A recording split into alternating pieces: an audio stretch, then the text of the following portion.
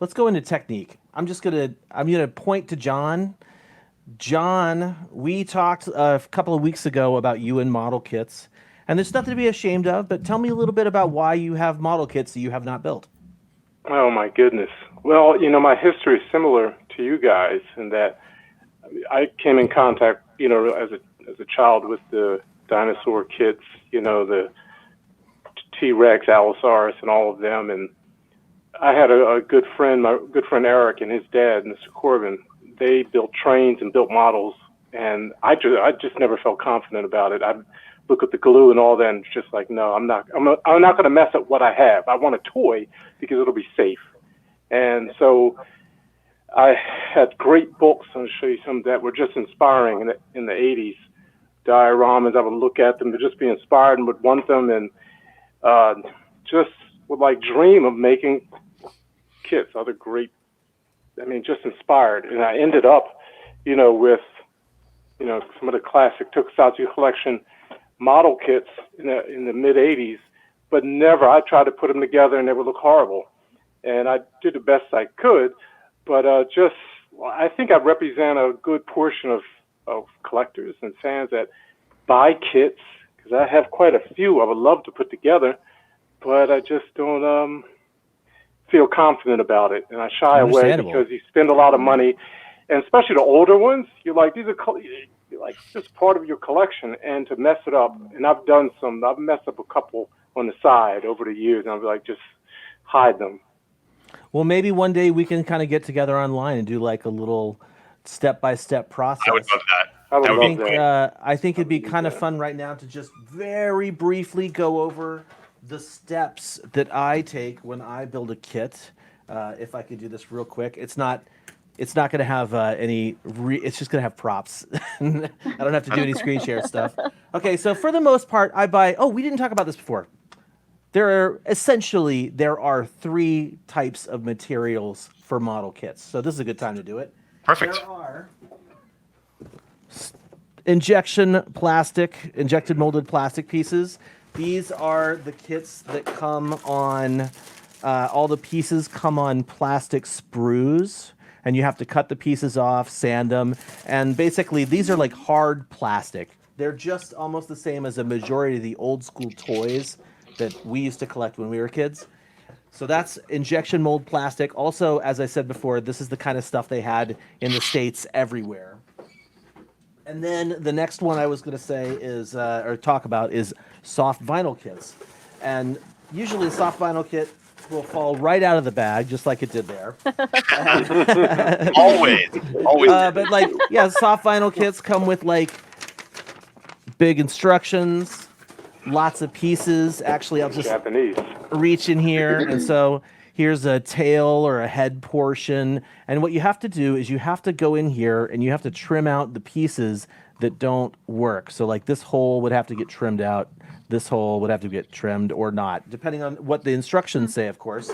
And so the process, I'll get to the process in a second, because the third kit, you've already heard it mentioned, I was going to bring up, are resin kits. And if anybody's curious, because I was, about what makes a resin kit,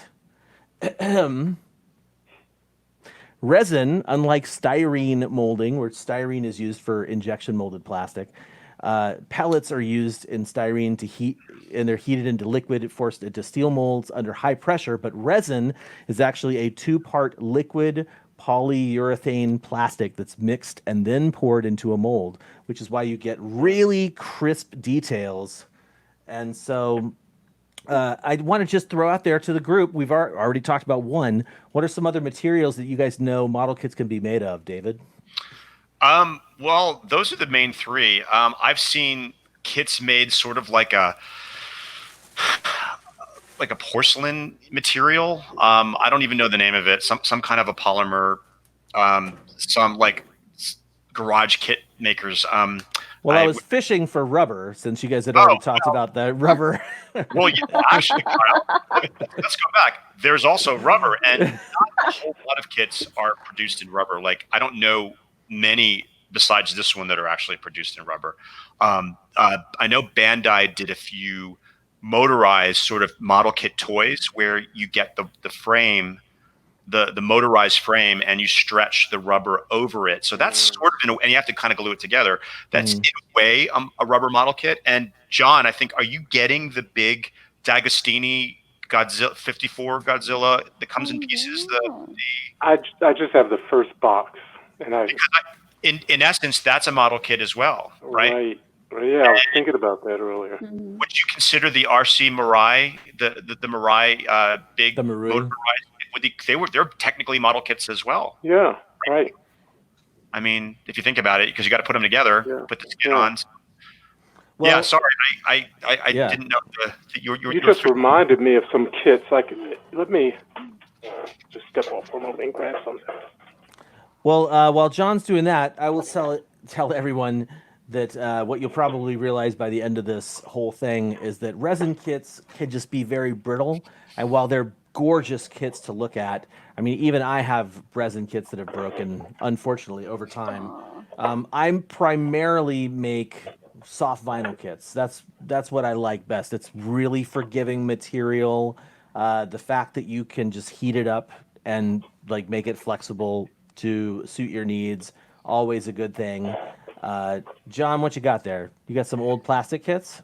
No, these are rubber. These are real hobby series. I had this original Ultraman years ago. Pardon me, and I messed it up because I got these from Michael from Vampire Robots, G-Fest, a couple of G-Fests ago, it seems like. But if I could quickly take out one, you can see. I love the Ultraman. It was awesome. This is still mint in the box. So I can't. So wow! It's rubber, and the warning light comes with a battery, and the warning light, it comes with a magnet. You flip the magnet, and Ultraman's warning light goes from blue to red. Wow! And isn't that awesome?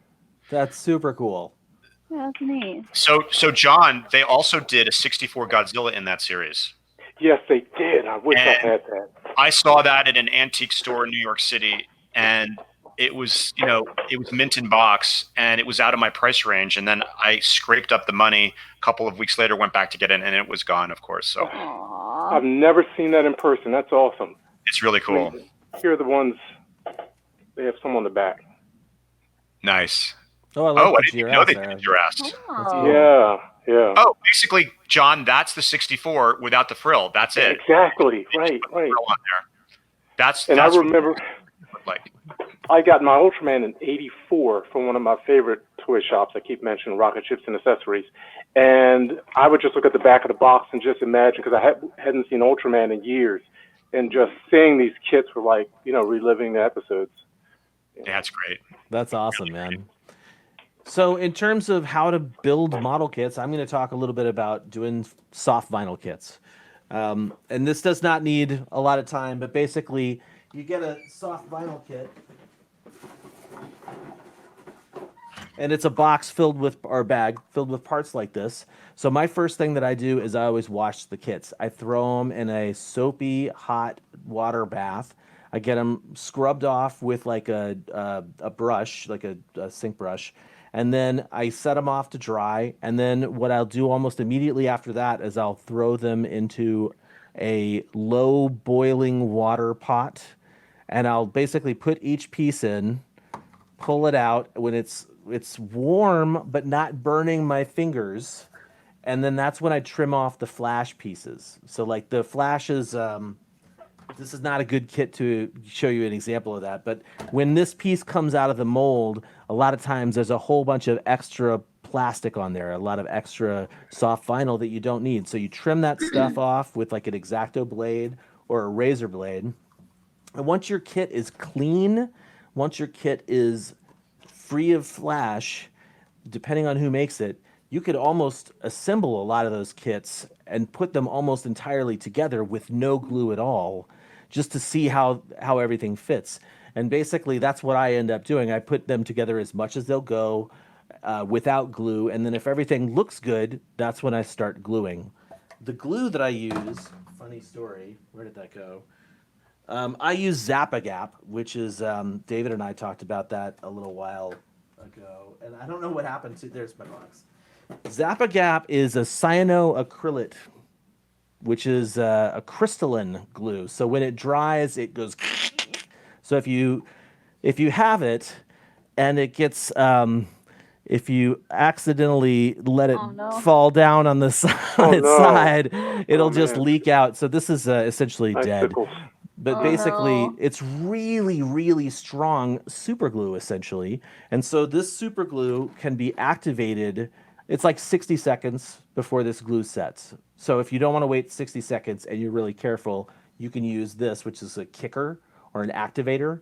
So you basically put the glue in and then you spritz it. You spritz your piece. And what happens is that immediately makes the glue activate. Wow. And then it is there. It is stuck. Wow. And unless you have like a ton of glue or a really big piece, you're not going to have to hold it for more than like a couple of seconds. Awesome. So that's basically, I am a clean the kit, trim the kit, assemble the kit kind of guy. And then I prime the kit with a primer that is safe for vinyl. Very important. Very, very, very important that if you're going to prime your kits, you use something that's safe for vinyl. Also, you don't want to do a ton of primer because primer will get into the cracks and reduce the amount of detail that you have, which is actually, I was very surprised when David told me that his steps do not include primer, which we'll talk about. I'm afraid of that fact. In his, I'm so scared that's going to happen. That's why I eliminate that step. It takes longer, but I'm afraid. Yeah, I understand. Jordan Leitner actually asked no E6000 for model kits. Well, I'm not saying that you can't use E6000. E6000 is not a crystalline glue. It's more of a flexible glue. And so if you want to use it and it sticks to your vinyl, which is really what the important part is here, if you can use whatever glue you want, as long as your vinyl sticks and doesn't come apart, right? So, so yes, this is what I use. I use the Zap Kicker with the kicker when necessary. Then I prime the kit, like I said. Usually I'll use a dark color, or I'll use a mid-gray, unless I'm going to do a model kit that's a robot, like Mechagodzilla, which is, I've got this Kyoto Mechagodzilla back there, so I primered him white before I painted him. Anyway, so after the primer, that's when and everything's dry, that's when you begin with the coats and painting. And so the way I do my base coat is I was gifted an airbrush many, many years ago. And it's not a great airbrush. It's totally fine for what I need it for. And David liked this when I did it before. So basically, if I pick up my Varan kit, it's just the airbrush goes brown. And it's like, it's all about solid colors. It's not about trying to do any detail stuff or any highlights. For me, the airbrush, the tool that I use that for is just full coverage, which is, when I was given that kit, when I was given that airbrush, the first kit that I made was a Sakuta Hobby Rodan, which is in fact nothing but brown. Brown. So,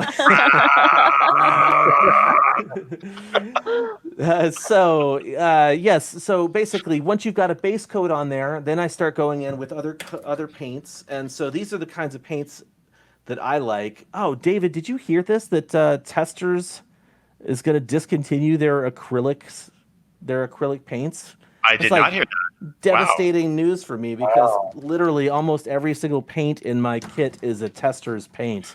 Wow. They have a ton of different colors. But go ahead. I don't use Testors anymore, but that's what started it all for me. Those enamel Testors colors, those are nostalgic. I even can smell it right now. Yeah. Well, they're basically, they have a series called Model Master, I think is Testors, and it's lovely acrylics. But if I don't use Testors, I'm pretty much using Tamiya. So Tamiya is another classic company that's been around for a jillion years. But my painting techniques are all once you're done with the airbrush and the big brown, it's all brushwork. So I just take a brush and I'll do a lot of detail work. I'll do dry brush, and just to explain what dry brush is, that means you take a tiny amount of paint, get it on your brush so that all you're doing is going over the raised bits, which creates highlights, and then a wash, which is usually, for me, a wash is almost entirely a very dark color that you water down, and then you dip your paintbrush into it, and you basically press it onto like a piece of skin or Godzilla's head or whatever, and you can see all that stuff go straight off the top raised bits into the cracks and showing detail. Yep. Like once I realized that, it was a game changer for my model kits. And then the other thing that I rarely forget to talk about is glosses and flats. And gloss, I've been doing it for ages. It was funny story. That guy Gary, I was like, oh, do I need to get a gloss coat from the model kit store? He's like, no, dude, go to Fred Meyer, our grocery store here, and get yourself a bottle of, I think it's called, I can't remember the name of it, but a bottle of floor wax from a company called Miracle or something like that. And I had this bottle of floor wax that it survived until I moved from that house, and basically I don't even know what happened to it. Like it should still be here with me, but yeah. If you don't use a floor wax, because I can't find, it's called Future. That's what it was. This is what I've been using recently, which is it's like a clear gloss, again, from Testers. And it's acrylic. Again, it's very important to use acrylic paint on soft vinyl. You'd never want to use enamel. Okay. And then, just a couple of other little things. David and I were talking earlier about putty. So if you have cracks, which you'll see in David's tutorial, you can fill them with something. This is the putty that I use. Nothing really special. Boring gray putty. But if I need to actually sculpt something, build something up into something that's an actual like missing piece, or, oh man, great example of this, David, is when I got that Kyoto Manda kit, the one where he's all coiled around. Yes. It did not come with the whiskers. Okay.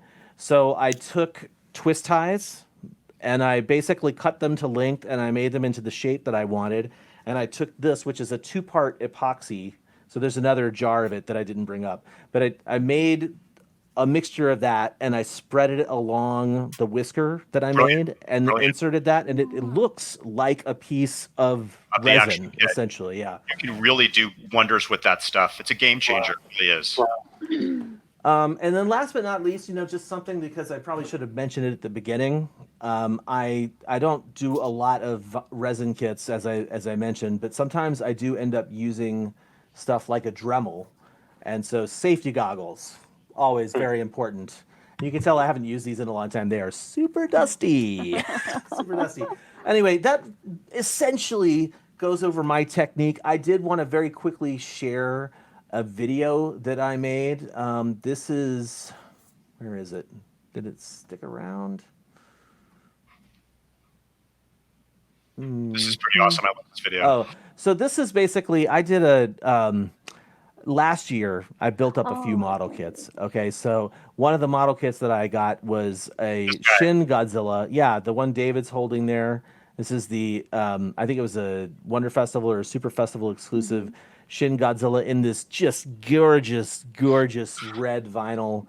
And so while I talk, I'll just essentially say, so what I'm doing here is I'm looking at reference materials and I'm gluing each piece. I've already separated all the pieces from their flash and figured out exactly where they need to be. And I always have to arrange them on the table and be very careful about some of those pieces, the smaller pieces like spines, claws, etc.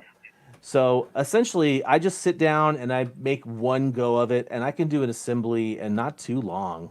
But yeah, this is essentially how long it took me to put together the Shin Godzilla from Wonder Festival. Great little kit too, by the way. Beautiful, beautiful kit. And I've got another cool time lapse to show you guys a little bit later in the show. But holy crap, I need to stop talking right now and send it over to David. David, let's blast through some of your techniques. Yeah, let's go through it. My techniques are pretty similar to Kyle's, and I made I made this a couple years ago. It's a tutorial on how to build a vinyl model kit, and it's a step-by-step, sort of a 101. So you can just roll it, and I'll just talk right over it. All right, here we go. Right here. Let's see. It should be coming. Here it comes. Okay, so this is actually a Marmot 1966 Godzilla vinyl kit, Godzilla versus a Sea Monster. And the first thing I do is check the instructions, check all the pieces, make sure everything's there. And and it usually comes with, as well as the instructions, it comes with a little reference photo to show you what the finished model kit should look like, and some paint reference colors on there too. Now the next one, this is just, I don't use the testers. I use basic like acrylic water-based paint. And that's just basically a selection of colors that I use in some of the brushes, some of the different size brushes that I use. And there's just more different colors. In a Godzilla kit, you wouldn't think there's that many colors, but there actually is. I use a lot of different colors in my different layers and washes and highlights and things. So a sampling of my colors. Kyle uses a similar product to this. This is called Epoxy Clay. And when I discovered this, it was a game changer. I used to use that. I'm sure some of you guys in chat room use that horrible squadron green putty, which was super toxic, and you have to do it in a ventilated room. I'd always get a headache, and you have to wear gloves to use it. This you can use with no gloves. It's a 2-part material. You put it together, and it can mold pieces. You can mold skin texture. You can put it in cracks, and it's dry in 3 hours. Nice. This is what Kyle talked about, Zap-A-Gap. This is actually what I use now, Kyle. This is Steve and I discovered that this is actually the best thing for vinyl and resin model kits. Gorilla Glue gel. It's cheaper than Zap-A-Gap, but you can get it anywhere. You get it at Fred Meyer or your local store. And that is the Zap Kicker bond accelerator that Kyle mentioned too. And I like to use it because I want to make sure everything is in place really fast. And it's especially essential with a resin kit, because when you're putting together a resin kit, you really can't make a mistake. You have to make sure everything is lined up perfectly, because you can't just take it off. Like a vinyl kit, you have to crack it and break it off.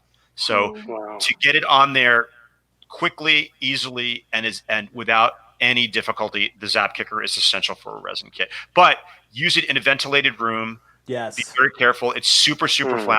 Don't do it by a pilot light or anything flammable, and it does give you a headache if you use it for a long time. So what that Zap Kicker does is it essentially alters the chemical reaction. It accelerates it, right? So it does. It also, if you're using a big enough piece, because I actually used this stuff a lot when I built my Stormtrooper outfit, and so there's a lot of really big parts that have to get put together. It actually generates heat. It does. Yeah. Wow. It's dangerous, and I always get weird using it. So Kyle, what I do actually, you spray it. I take the lid off, and I use a brush, and I brush it carefully so I can sort of guide it to not spray elsewhere. And it seems to work a little bit better. But make sure you close it right afterwards, because I've left it open, then I've spilled it, and then the whole fumes, which sucks. But the Zap Kicker is essential. And backtracking just a little bit, I'm actually nervous to build the kit that Kyle did, because that one I'm not going to paint. So there's no way I'm going to use the Zap Kicker, because it, as he said, creates a chemical reaction. It can discolor the vinyl. And that really isn't important if you're doing a resin or vinyl kit that's going to be ultimately painted. But if you're going to leave it the color that it is, I'm very nervous about that particular aspect of using it. So I probably won't use it. Going straight ahead, the next, that's just what I use. I use a very thick X-Acto knife to cut through the vinyl. And that is actually a sculpting tool. But 9 times out of 10, I can't find it. And I end up using a toothpick. So that works just. I have a supply of toothpicks at my disposal. Now, Kyle actually starts after he puts it into his warm bath of boiling water. I don't do that. I actually use a hairdryer to manipulate the vinyl pieces. I do it each piece instead of the whole thing at once. Now, you have to be cautious again. If you put on a really high setting, you can get the vinyl so soft that you can actually cut through it like butter if you make a mistake, and cut a piece off that doesn't need to be cut off. Or just familiarize yourself with what exactly is flash and what isn't, because I've made that mistake many, many times. But and then I just kind of familiarize myself with the instructions. These are kind of cryptic, but there they are. Not super helpful. Then before I do the bath, I actually cut the flash off before I put it in the soapy bath. So I find out what the flash is, cut that off with the X-Acto knife, and then the next step, I actually put it in a bath, let it soak for a couple of hours to get all of the excess material off of the vinyl. Yeah, and mold and release chemicals and all that things. stuff. Yeah. And then the next one, I actually just use a brush if there's just to make sure it's all off real quick. And then typically, if I'm not in a rush, I let it dry overnight and I just lay the pieces out ready to build. And the next one is then I actually, before I do anything else, I assemble the kit, but I leave the head off for the moment. And I'll tell you why in a second. Because as I mentioned before, the most challenging part of building a kit for me are the eyes. And if I don't do the eyes right, I think the kit is wasted and it's ruined.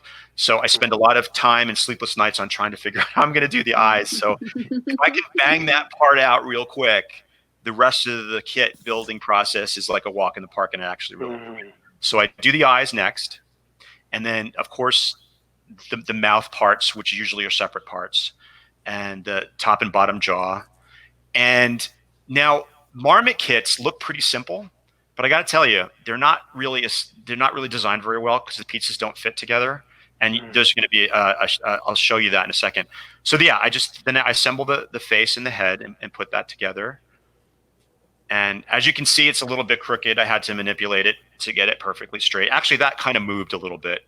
So the next slide, Kyle, you can kind of see how poorly that's designed and how there's like no texture in there. So I had to go in there with the epoxy sculpt and actually create texture and see all the gaps around the head. I had to fill all of that in with the epoxy sculpt and then manipulate the epoxy sculpt to look like the skin texture, which is a little bit of a pain in the neck.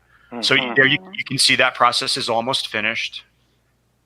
And then once that's done, I can begin to do my base coat. And I don't spray it on. I don't use an airbrush. I just paint on a basic gray color for a base coat. Now I don't go dark or light. I usually go a medium, like right down the middle. So I can go in and I can build up the highlights after I've already added the washes and the shadow points. So that's my sort of technique for that. And then I go and do the toenails and the claws. And my secret, I always use a little bit of the base color in the claw closest to the cuticle, so there's continuity between the color of the claw and the actual suit, the actual color of the figure. Now this came with a little piece of lobster claw to put in Godzilla's mouth, and it just came with a big hole in it. So I sculpted my own crab meat there. Nice. Attention to detail. And then I just painted it. You see, I just made it look like the color of the actual monster. And there is the finished kit. Beautiful. I take a look at it. And one thing I forgot. I use this to do the eyes and the teeth and the mouth. This is a micro flat. This is like $3. You can get it online.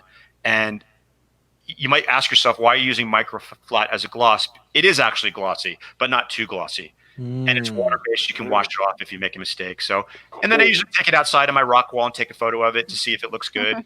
And this kit actually belongs to my friend John Bumpus, and I sent it on to him, and he was pretty stoked. So awesome. there you have it. All right. Thank you, David. Cool. Thank you.